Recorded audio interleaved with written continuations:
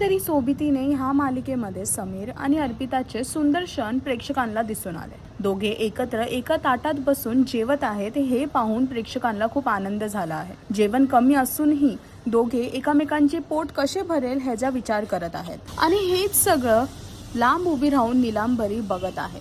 तिला दोघांमधले प्रेम जे दिसून येत आहे ते बघून खूप राग येतोय।